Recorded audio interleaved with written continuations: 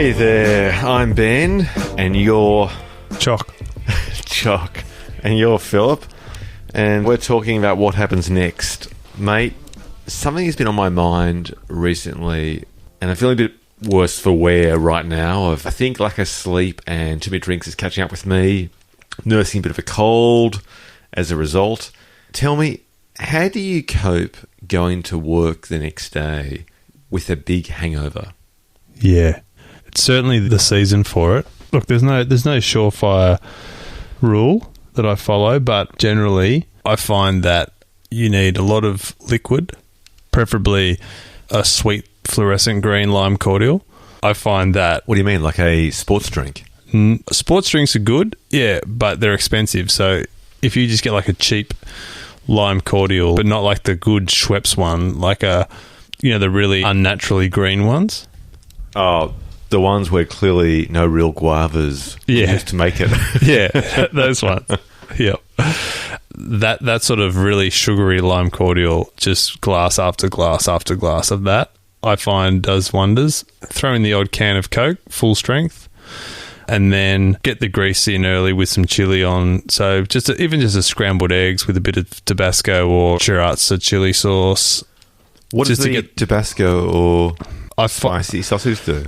I find it just gets all the systems working again and gets the toxins out of the body. You mean alertness or your bowels? Your bowels.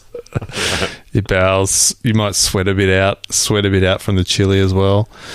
And then just smash through the green cordials, can of Coke around 10 o'clock, 11 o'clock. And then for lunch, I'd like to have a spicy Asian noodle. All right. Okay. So like quite a hearty lunch of like the flat egg noodles with a spicy sort of sauce through it. Very nice. I find that with another Coke, another few cordials or a sports drink, and yeah, by 2 o'clock you're right as rain. You can go again. I like how you talked me through every possible swallow, bite, bowel movement, and bladder squeeze. I just thought you'd say a general answer of, a few sugary drinks, bit of caffeine. Yeah. Of carbs. But yeah. I quite appreciate the minute-to-minute the food itinerary. Yeah. A couple of strong black coffees with the eggs in the morning also gets the digestion going. So, yeah, those with the cordials is a must do early on. So you basically have everything working as a funnel to try and harvest the perfect grog bog, which will basically ensure that as much alcohol as possible has made its way into a compressed fecal matter brick. If you have to go to work, you need the grog. You don't want to be taking a grog bog into the office. You want to get rid of that bad boy at home before you leave the house. You don't want that one sitting with you on the bus on the way to work.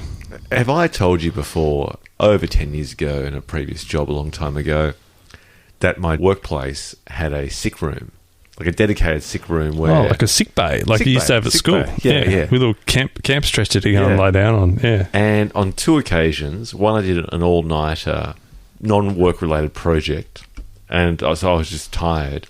On another occasion, I was actually very hungover. I went to the sick bay, closed the door, and just squeezed out a cheeky 4-hour sleep. No one even saw you? No one knew? No, I put a chair behind the door. Not like to lock it, but if someone was to open the door, the legs squeaking against the floor would alert me that someone was coming in. So you could just go... But it's sick bay, right? You could just go, I'm just not feeling well. Yeah, sick bay. It's a bed. But if you're like...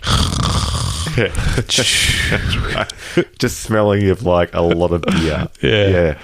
That... I got to work. Kebab you had at 3 a.m. And I walked in and I knew I could time a 90-minute pitch perfect performance of being someone who is well slept and sober. Totally in control. But I knew that I would lose it by about 10:30 or 10 o'clock. So I basically went early, did some work, happy office guy. Yeah. Coffee with the guy. Punch out a few emails. How was your night last night? Great. Good episode of X-Files. Everyone's happy. Did some work, and then I just mysteriously vanished at around 10:30 and slept till about 2:30. That's great. And to this day, 10, 15 years later, I look back on it with this romantic sense of... Because the idea of sleeping at work It's like the Mile High Club. Being paid to sleep. Yeah. It's the Mile High Club equivalent in the workplace. Yeah. It's the 1 metre above sea level sleep. But I would have a micro sleep at my desk every day. How? I'll be reading a document on the screen normally after lunch, so around 2:30. Normally about half an hour after lunch. And my go-to is the crossing of the arms across the chest. And I'll just do that. And that just induces the nods. And that just gets the little micros going. And what actually wakes you up? Is it the nod sensation? I think it's the nod and then the startle. And then you kind of, the startle, thinking, did anyone see that? Yeah, it's the embarrassed startle. Yeah. And it's amazing how many people do see it. Do you dribble? No. But I would do that. I'd reckon do that 4 days out of 5. Right. And it's always the arms across. And it feels so good to be almost falling asleep. And I know all I've got to do is get up, go for a walk, or uncross my arms, or make a phone call or something. But I don't. I'm like, oh, this feels so good. I'm just going to stay here in this little cocoon and pretend that I'm not at work, almost falling asleep, but not quite. I once put my head on the table in my arms because no one was around me. I think it was like a Melbourne Cup day. And everyone had gone off in frocks and suits to the pub, and I was still there. You can sleep like that. And no one else was around. I put my head down, and I just remember it wasn't quite the cheeky satisfaction of lying in a bed at work. Still pretty It was satisfying. pretty close because I could actually put my head down and fully relax, unlike getting the nods on the train or driving. Or what you can do is go into a meeting room with your back to the door, armed with a pen and a few highlighters, a few post-it notes, put them on the desk next to you, put some papers in front of you with a pen in your hand, and just put your elbow on the desk, resting on your hand. As long as someone who walks past can see that you got a pen and some papers in front of you, or they don't know that your eyes are shut, and you sound asleep. It's pretty sassy. So what happens next is that we need to invent some sort of device. I've got it.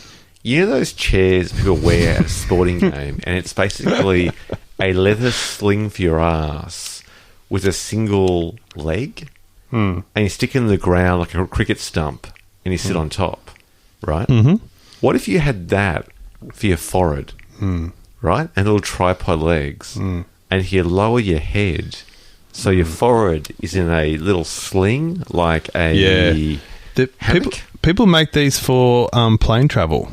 Oh, like that ostrich thing I've seen where you put your entire head. Yeah. That's just ridiculous. And it looks very weird. And so you can sleep without your chin falling forward, hurting your neck. It's like a sling for your head, isn't it? Yeah, there's different versions. There's one which is holding your head What's back. the ostrich? The ostrich, it's like a pillow you put your head in, and I think you put your arms into it as well, and then you lie forward.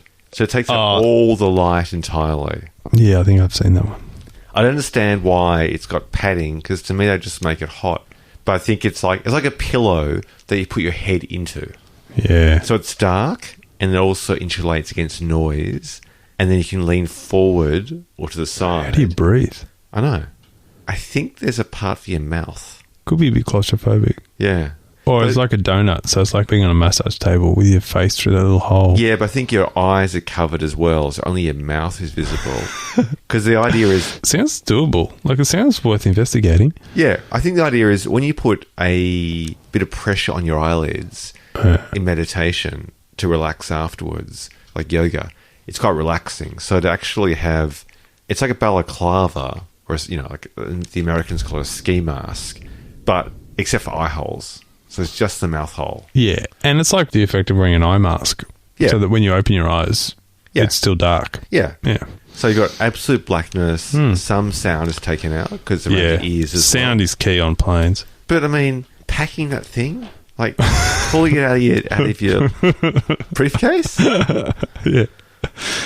See you later. I'm just going to put my ostrich on. Totally. Yeah. Yeah. So what happens next?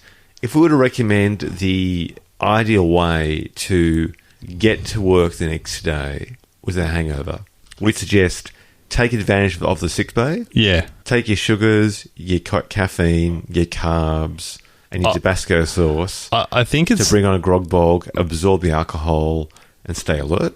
Yeah. Grog bog quickly, chili, caffeine, conducive to grog bog getting discharge, and then liquids, sugars, and then another big serve of spicy carbs at lunch, just to make sure it's all all going south.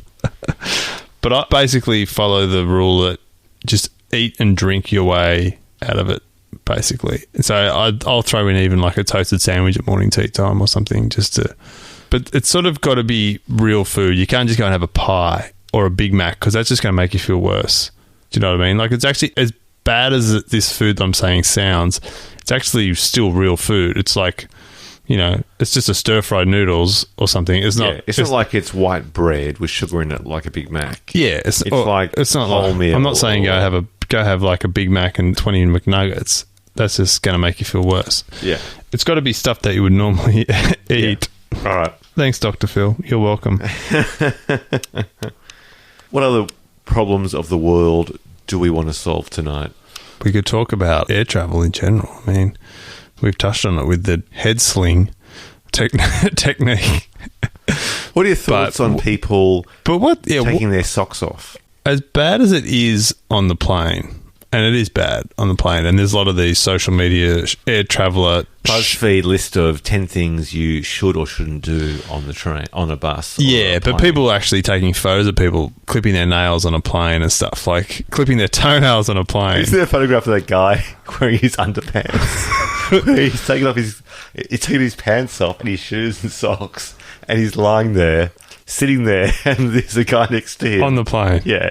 Going, what the fuck is going on? This guy is there asleep. And there's nothing you can do. In his underpants. There's nothing you can do, right? If you turn to put some clothes on, you risk some sort of mid-air incident. You don't want to make the plane divert or something. As bad as it is on the plane, and I do find them claustrophobic, hot, cold, noisy, disgusting. Toilets don't get cleaned often enough. The food's bad. People have got no idea how to behave. No courtesy for other people. People wear the worst clothes on planes. People don't wear shoes on planes. People will board an aircraft wearing bare feet, like walking across the tarmac in bare feet. I'm like, so those bare feet have just walked through a dirty airport across a dirty tarmac, and now you're just going to sit them next to me in a confined space with recirculated air for the next 14 hours. That's just... Those people go to the toilets with bare feet. Yeah. That's disgusting. Yeah. Like, there'll be wetness on the ground. Yeah. Either urine or water, but likely to be urine. The way that men piss in a plane, which is generally smooth, unlike a bus or a train. You look at the way men piss in a toilet that's not going anywhere. It's just standing still. It's disgusting. Like, yeah. I just find it astounding. Yeah. And so you're standing there and feeling you're on your feet. Then you go back to your seat, curl your toes up on your chair. Yeah. It's weird. Yeah, it's weird. And then someone will cough in your general direction and you'll be like, oh, don't cough on me, man. I was like... Oh, we had the Phantom Farter all the way from Abu Dhabi to Sydney. Really? Who just decided to just let the crop dust, silent and deadly ones go. And I remember it got bad when the flight attendant pulled her curtain, desperately hoping that oh, wow. She preferred to be next to the toilets with the curtain than be... That's disgusting. Yeah. Wow. And I remember thinking to myself, like, why? Like, there were no children around me, so it was clearly an adult. Why did they have to do that? Go to the toilet at least, where there's a fan, an extraction fan. But to sit there in your chair...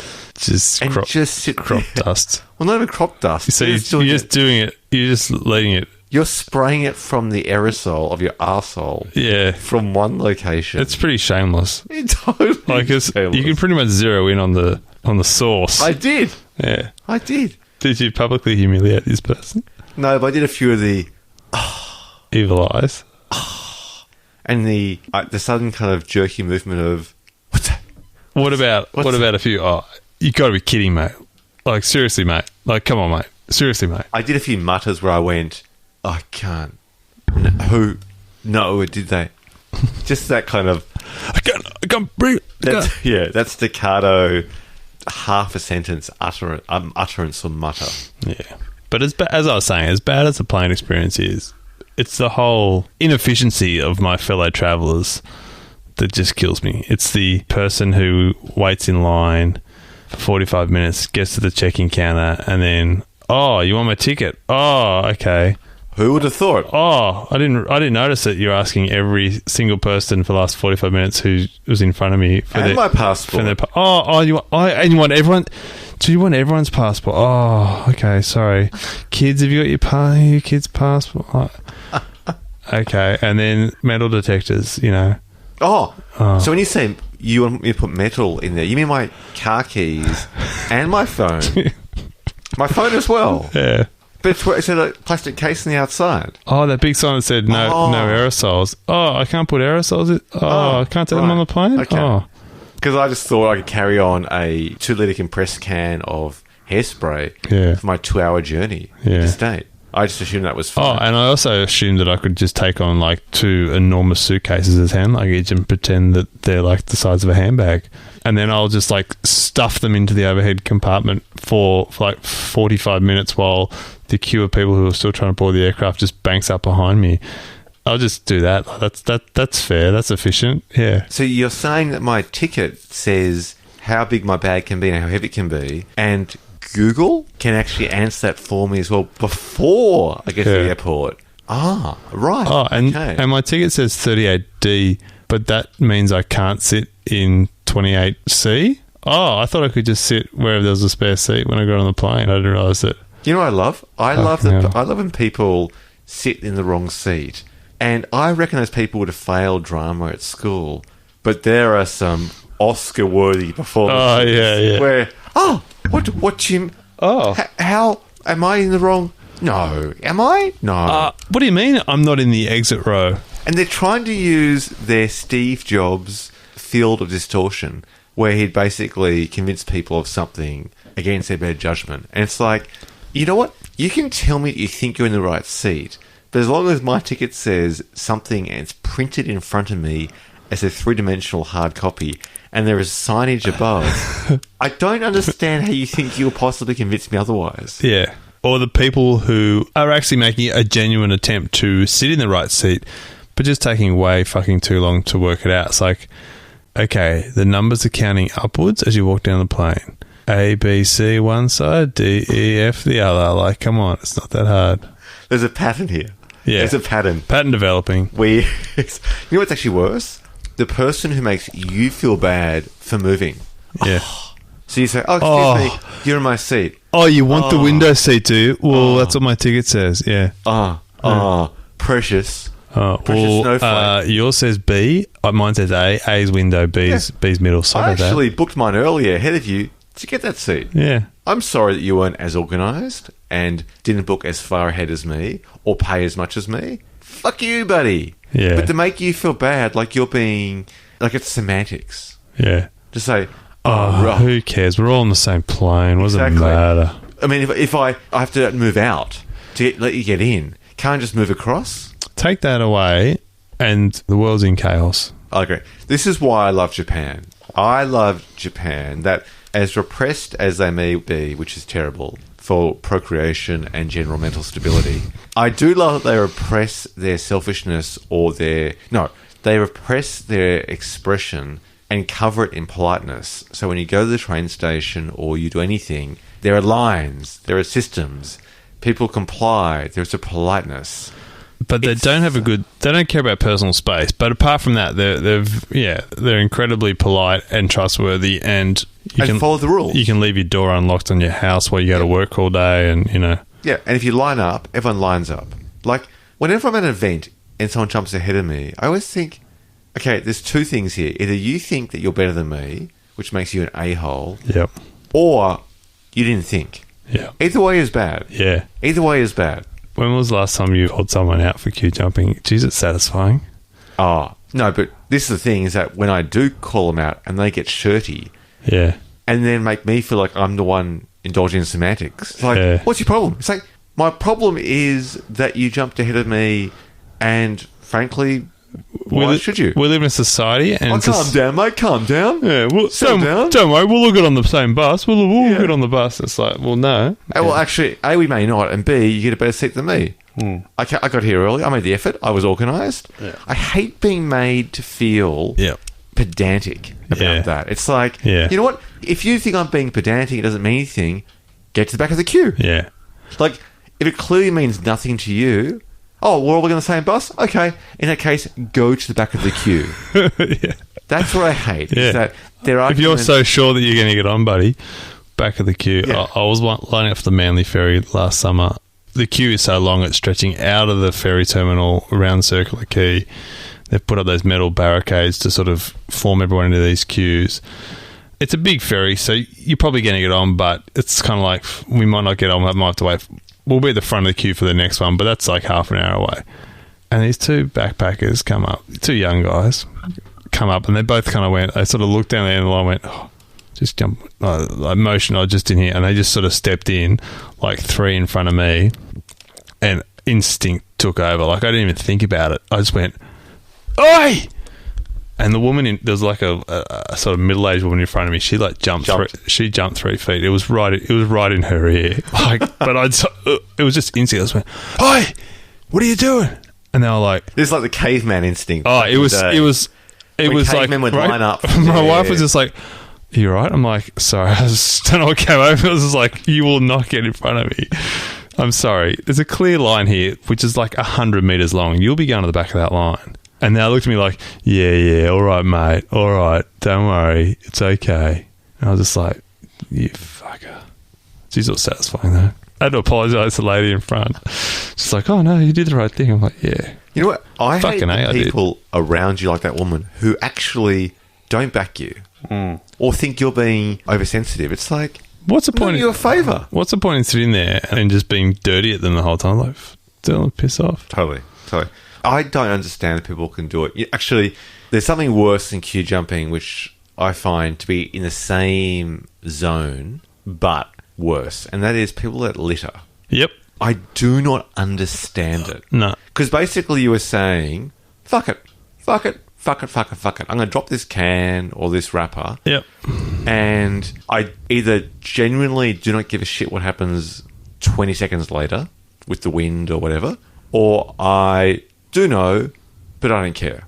Or the smoker who just doesn't make the slightest effort to look for a bin. Yep. They don't even stub out their cigarette. They just flick it onto the road. Yep. Knowing full well it's going to wash into the gutter and out into the harbour. When I'm driving a car and I me. see that kind of those sparks as someone flicks their cigarette out the window, I'm just thinking, what are they thinking? Like, that goes into stormwater. It goes to the beach where they may go and swim on the weekend. Yeah. Like, what are they thinking? If you find a dirty cigarette stub so disgusting that you don't want it in your car, what the fuck are you doing smoking it in the first place? Well, they're already smoking their car. It's not exactly. Like if they stub their cigarette out in the designated cigarette ashtray that they have in their car, yeah, it won't change the smell of the car. No. It's already fucked. Yeah. Yeah, but they don't want to have to empty out the ashtray because ashtrays are fucking disgusting. But they're quite content to smoke that ashtray. Actually, what's even worse than that, I've always found, is the people that smoke. Have we talked about this before? We were travelling around the Great Ocean Road 20-odd years ago, and we were at somewhere like the 7 Apostles, the 10 Apostles? 12, I think. 12, but half of them have fallen into the ocean. Yeah, and so it's an amazing view. So you're there by looking at one of the most spectacular views of the environment in the world. Cliff top, sandstone structures rising out of the ocean, the waves are pounding below, and looking at my feet, covered in cigarette butts. And this joker next to me smokes, doesn't even just stub out his cigarette, he just flicks it into the bush in front of him. Now, putting aside the risk of fire danger with a bushfire in summer, how can you admire that view on one hand? Yeah. And then seconds later, trash it. Yeah. And I actually said something to him. I said exactly that. I said, mate, how can you do that? You are there admiring the beauty of nature. Whether you believe in a god or you don't, you can admire that this is something phenomenal.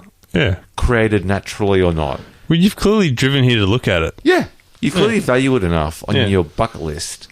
And then you just flick your artificially non-compostable piece of nicotine filter into the bushes in front of you. Putting aside, of course, it might cause a bushfire.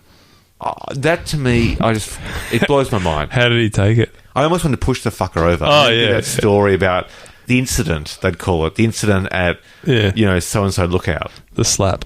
Yeah. Yeah, exactly. It'd be like the smackdown. The tourist sightseeing version of the Australian book and TV series, The Slap. Yeah. Where one small incident leads to a tragedy that kind of resonates for decades in relation to... was he not justified in laying that smackdown on him in the first place? Was he responding to this cigarette stub? Or was he responding on behalf of millions of people around the world trying to save the environment? Yeah, gold.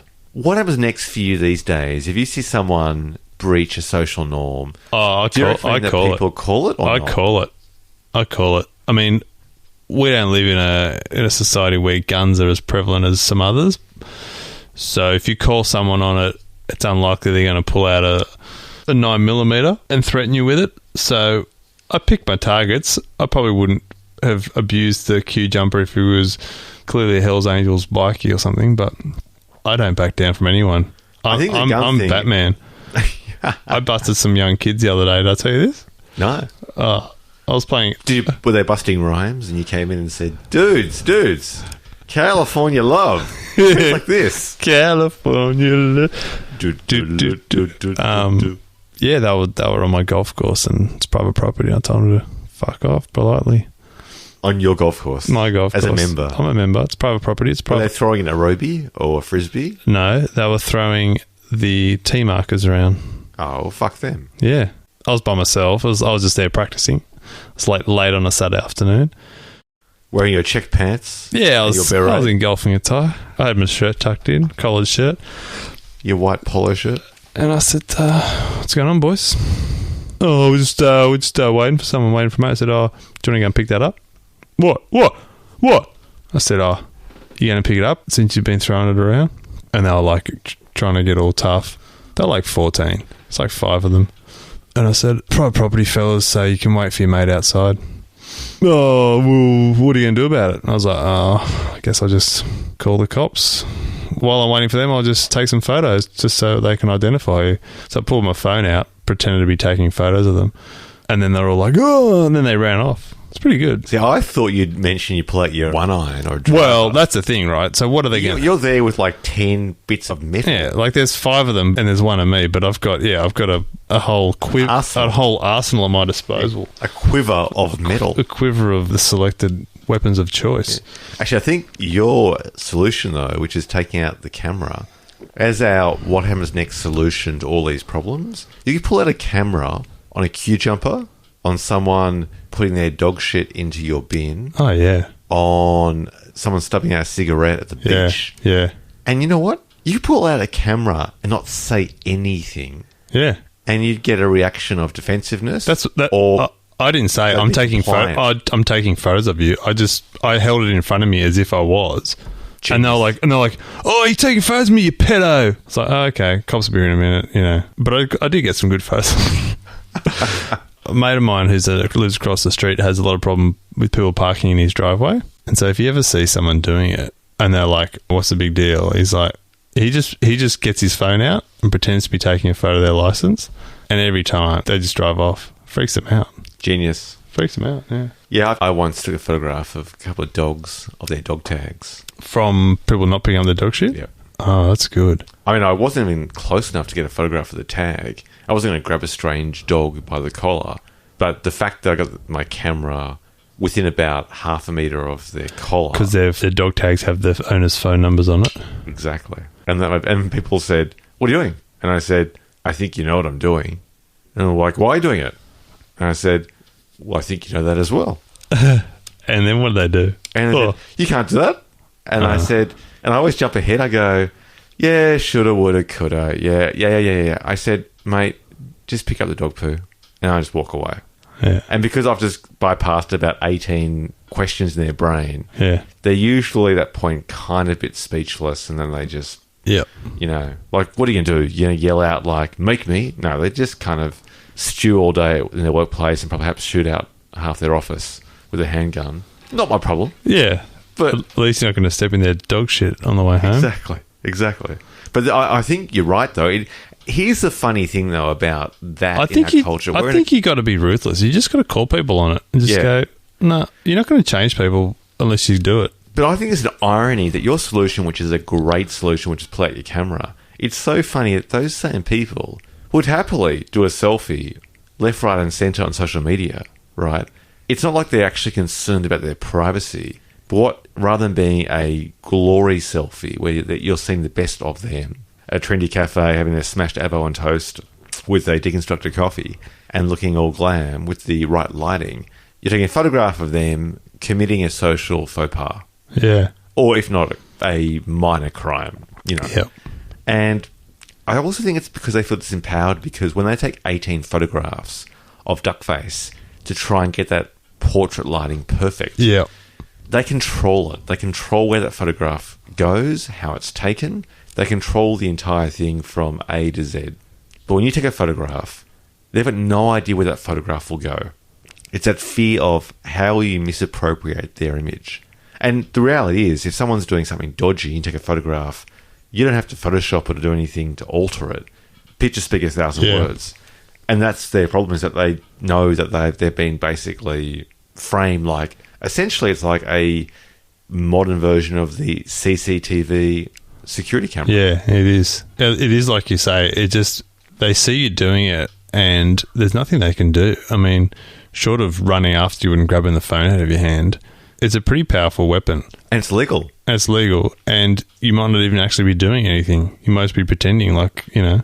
Because by law, as I understand in Australia, you take a photograph of anyone in public... It's what you do with that photograph. Yeah, exactly. It's only if you post it or... So if it's like revenge porn or defamation, or you sell it for financial gain against their wishes without a clearance, et cetera, but actually taking the photograph itself, unless in public, not like you in private property, as I understand it, from privacy law, that's as uncomfortable as people may feel, because you don't know where that photograph will end up. The actual act of taking the photograph is actually... generally lawful, right? Yep.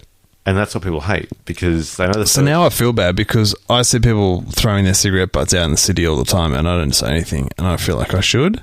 But I find smokers are very aggressive as a very gross generalisation. But 100%. And they are so defensive about the fact that they smoke. Yep. They're defensive about it, but for no good reason. And I have zero tolerance for smokers in all sorts of reasons. Like... gives me the absolute shits. In one of the previous jobs I had, people started getting stand-up desks. And at that particular company, the HR department freaked out because it was different than normal, right? Yeah. And this was in that wave of when it first started where sitting was the new cancer, was the expression. Yeah. Or sitting is bad for your smoking. Yeah. And what annoyed me was that they got all uppity and funny about people... either requesting the company to buy them stand-up desks or they brought in their own. Yeah. Either way, it was a problem. It shouldn't have been because companies spend money and time putting on CrossFit and yoga and diet seminars, whatever, all the time. So theoretically... Or supplementing your gym membership and stuff. Yeah. Theoretically, they should have just very quickly researched it themselves and supported it. But no, it was all too hard. All too hard. Like... The response was, if we say yes to this, then everyone will want to do it. And my answer to that was, well, isn't that good? Yeah. Right? Like, if that makes them healthier or fixes their backs or helps the blood flow, that's not a bad thing. But what really annoyed me was this particular employer at the time, they were based in the city, and they actually provided ashtrays outside the offices so the employees could smoke on the street near the entrance with the dedicated wall-mounted ashtray and often smoke, 10 times a day. So two things. Let's make it convenient for them to smoke by providing ashtrays, and B, let's allow them to do that when they're, spending an hour per day of work time. Just 5 minutes. Well, 5 minutes, 5 minutes, 5 minutes, 5 minutes. Yeah. That really annoyed me. What happens next if I ran a company and I was an employer? I wouldn't be accommodating smoking in that way. I just think Why not accommodate good things that people do? Like, if someone wants to do meditation, accommodate that. If someone was going out for a coffee to buy a takeaway coffee 10 times a day, Yep, perfect example. you'd be like, come on, mate, how many coffees do you need? Seriously, like, do some 100%. work. Yep. Oh, no, I'm addicted to cigarettes. I've got to smoke, man. If someone went out and had a light beer for, Yeah. 10 minutes, Yeah. for 15 minutes every 2 hours in a day, you go, mate, you can't, what are you doing? Yeah. Or a donut. If someone went out and had a donut for 5 because actually, if you catch a lift in the city and you go down, 20 levels and have a cigarette, it's 10 minutes. Oh, by the time you wait for the lift, yeah, totally. If you went and got a donut every hour in your day, people would just say that's unacceptable. Yep. You'd be fat shamed, you'd be made to feel bad, made to feel greedy, unhealthy, but smoking's fine. Yeah. Even though obesity is killing us at a greater rate than lung cancer, oh, that's fine, you can do that. Yeah. Ban donuts, ban smoking. Yeah. Maybe you could have a dedicated smoking room on each floor. And then you'd be like, you really like smoking, do you? You really like smoking? Well, go into that disgusting... If you ever want to, like, experience something seriously disgusting, go to one of those smoking rooms at an airport. Oh, so I think that a time traveller has actually heard our podcast about what happens next in terms of dealing with smokers, because I was in Abu Dhabi airport and they had one of those smoking booths. Yeah. I kid you not, I'm pretty sure it was about the size of 1.5 phone booths. Oh, so it was like for one person at a time? No, it was for like 6. Yeah. And there were 6 people inside, and it was so smoky. It's just disgusting. It was like looking at a scientific experiment. It was like looking at... So not only do you smoke your own cigarette, you passively smoke 6 other people's. Yeah. And your clothes will then absorb that smell. You'll sit next to someone on the plane and pretty much give them passive smoking. Through your clothes. Yeah. It was like if someone on a scientific kids program, put a cigarette underneath a glass and just fills with smoke. 6 people in there with 2 waiting outside. And the weird part was one person finished and slipped out. They kind of like... opened the door just slightly ajar and slid out. Yeah. It was disgusting. There's nothing like So that's what I would do. Of it, and they got really defensive. The smokers? Yep. Yeah. I think it was like being nicotine shamed. Yeah. That's what I mean. Like, they are so uppity and defensive and aggressive. If you pulled a smoker up on the street and said, "What are you doing? Pick that up. It's littering. It's going to wash straight into the beach or straight in the harbour," they'd be like, you would just get absolutely abused to high heaven. If people threw their McDonald's wrapper on the ground as often as a cigarette butt, you'd notice it all the time. Because people would just be dropping wrappers all the time. But McDonald's would be shamed into making it all biodegradable or something. Yeah, exactly. Yeah. Kills me. But that's what I would do. What happens next? If I had a chronic problem at my office where people were taking smoking breaks all the time, I'd say, okay, from now on, if you want to smoke, you've got to smoke in this room. You can't leave the office to smoke. I don't think people like smoking that much. They like taking breaks. Sure, they need it. They feel like they need a cigarette, but I work directly opposite a smoker, so he sits directly opposite me, and he's in his 50s. He's clearly smoked his whole life. He's got the voice and the lack of teeth to show for it. But he would only smoke... I'm sure he smokes before he gets to work. I'm sure he smokes a bunch at lunchtime. But he has a morning coffee and an afternoon coffee, and he smokes when he goes down to get his takeaway coffee. Yeah, I reckon he probably has 2 when he gets his morning coffee and 2 when he gets his afternoon coffee, and that's it. But he's not going in and out all day long. He's having 1 break in the morning, 1 break in the afternoon. That's perfectly acceptable. People in the office, they get up to get a drink of water from the kitchen, and they'll be like, eyebrows to their friend, "Let's go get a drink of water from the kitchen." The other friend will get up and they'll stay in the kitchen for 15 minutes talking, before they go back to their desks. It's just as bad, I find. Yeah, I agree. And I think, as you say, if you put people in a smoking glass, funnel... Yeah, do you really like smoking that much? Well, here you go. Yeah, exactly. You'd find out whether they like the break and the excuse that a cigarette gives them for a break, or is it the nicotine? And obviously nicotine is half of it, but... it certainly would dilute the attraction of doing it. Totally. And a lot of people like smoking, but they like the social aspect of it. They don't actually like the smoking without the social. You know what I mean? Oh, and the camaraderie. Yeah. So basically, I think a lot of these people... they like going outside with a friend, having a chat, getting some fresh air, albeit smoke affected. or they like having a smoke with their coffee, and then they go out to work. And do you think they increasingly bond as what they would see as a victimised minority? Yeah, the outcasts. The outcasts together, bonding. Yeah. On the scale of cigarette butts is I don't understand people that frickin' spit a goobie on a footpath. Yeah. Why? First of all, there's two levels here. I understand people who spit in general. I mean, maybe if I get a cold once a year, I can understand wanting to get rid of saliva. But regular spitters, I don't get. And two, a footpath by definition is always, or usually, beside a road or a gutter or a garden. Why would you spit on the place that people are walking on, which they will then... It's even more reason for not walking in bare feet. Totally, exactly. It's like you're saying, I'm going to do a goobie here, and I don't care if you step in it. Did I tell you who I saw up at Bronte the other day do what's commonly known in Australia as a bushman's blow? Is that like the... No, that's when you block one nostril and forcibly blow the snot out of the other nostril just into wherever it's going. My stepbrothers used to do that, and they weren't bushmen, and they weren't in the bush. Yeah. They were like in a suburb near a shopping centre, and they did camp, admittedly, every few weekends. It was, to me, that was worse than the goobie. It was worse than that. A crowded footpath on the edge of Bondi Junction on a Sunday lunchtime, and a former international test cricketer is walking along with his partner and did that in front of me, like half a metre from me. Into a garden? Nope.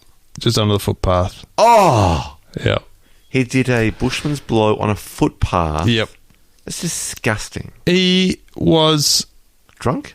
No, he had been swimming, but I'm sorry, by that stage where he was a good couple of kilometres from the beach. Like, if you're not wearing Speedos... Yeah, like then your bushman's blow... There's absolutely no excuse for it. If you've got some bit of salt water up the snoz, like, sorry, it comes with the territory. I've got to tell you something very embarrassing. When I go swimming, I inevitably dive under waves. I'm not sure if it's based on my twisted septum. You don't put your head under the water? No, what I'm saying is that I always put my head under the water, and I end up with a little reservoir of salt water. Oh, delay. The delay. And everyone gets the delay. No, I will get... like 6 o'clock that night sort of thing. Throughout the day, I will bend over, do my shoelaces up or whatever. And a bit more will dribble out. And there's been occasions when it feels like half a glass of water. Yeah. Of salt water. Yeah. And the worst... No, I get that too. Here's the worst part. I've got a big snoz. I've got a reservoir up there. I actually have been in situations romantically with my beloved where I've been to the beach during the daytime and then we're kissing and I'm on top of her and the water has come out of my nose. Oh, wow. And dribbled down. Let me tell you, it is considered to be the most unromantic thing. It is like an anti-Viagra for women. That's just a... Yeah. It is the spray of salt water from the nasal passage. That's the chastity belt right there. Totally. And I actually now, if I was a single man... So what happens next? Do you put some nose plugs up? No, what happens next is, if you are a single person or someone who is sensitive to your lover's needs, no clips in the nose. Synchronised swimmer. No, yeah. Synchronised swimmer clip. What you do is, you make sure you spend the preceding 2 hours before intimacy... Bushman's blows. ...by bending down a lot to just try and get a drain on. Yeah. In privacy, And I would think... Don't you do that anyway just to get psyched up? Get your game face on? You just get a bit of blood rushing to the head? Yeah. Just to try and pinch the cheeks with your tan going? With a bit of like Eminem Lose Yourself in the headphones just to psych yourself up? It's always California love for me. You've only got one shot. Would you take it? Or would you let it slip? You've got just one reservoir of salt water in your twisted septum of your nose. Of your nasal passage.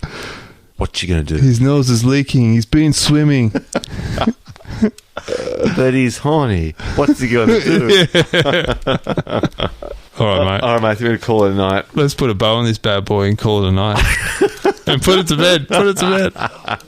Let's put a nose clip on this. And Yeah. just swim upside down. Let's put a synchronized swimming nose clip on this bad All boy right. and do a handstand underwater. So, for all of the saltwater nasal dribbles out there, I bid you farewell. I bid you adieu. And all the smokers of the Sydney CBD tomorrow, stand by. You're going to cop it. We're watching. All right, Bushman's Blow. Nighty night. See you, mate.